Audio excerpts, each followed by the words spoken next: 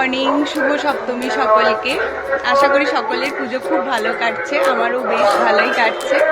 এই যে সকাল থেকে রেডি হয়েছি, এখন যাব পার্লারে, কারণ আমি পঞ্চমী ষষ্ঠী দুদিনে ছিলাম না, তাই জন্য এখন যাব।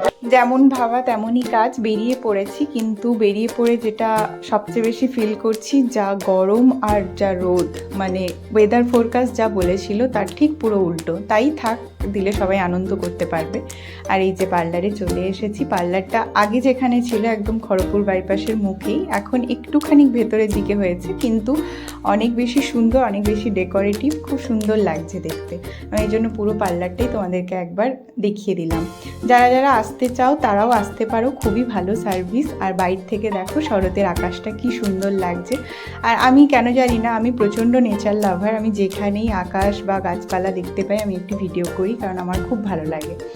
তারপরে এই যে স্পা করাচ্ছিলাম, কারণ হেয়ারটা অনেক দিন ধরে রাফ হয়ে গেছে আমার, যেহেতু স্মুথনিং করানো আছে। আর আমি টাইমও খুব একটা পাই না কি যে আলাদা করে স্পা করাতে যাবো। ওই পুজোর আগেই এক আধবার হয়, না হলে আমার খুব একটা টাইম সেভাবে করে থাকে না। গেলে হয়, কিন্তু ওই ল্যাদ আজ করব কাল করব এই করে করে ঠিক পুজো আবার চলে আসার সময় হয়ে যায়। যাই হোক, এখানে যে দিদিরা ছিল ওরা প্রচণ্ড কেয়ার করেই কাজটা করাচ্ছিল।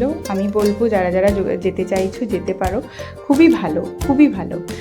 আর এই দেখো আমার ফাইনাল রেজাল্টটাও বেশ ভালো এসেছে। জাস্ট আমি একটা নর্মাল স্পা করিয়েছি, তাতেই এতটা এসেছে। কারণ আমার এমনি ইন জেনারেল আমার মানে হেয়ার স্ট্রেট হেয়ার, তাই জন্য চুলটা এখন ভালোই আছে, খারাপ না।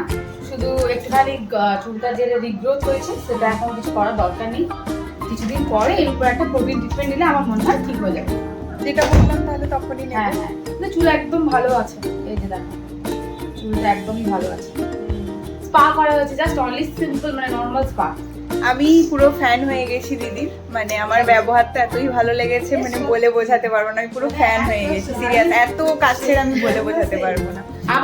সো মাচ, পুজো খুব ভালো করে কাটাও তোমরাও। সবাইকে পুজোর শুভেচ্ছা। তিনি হলেন রিমি অ্যাস্থেটিক সেলুনের ওনার, রিমিদি, খুবই ভালো।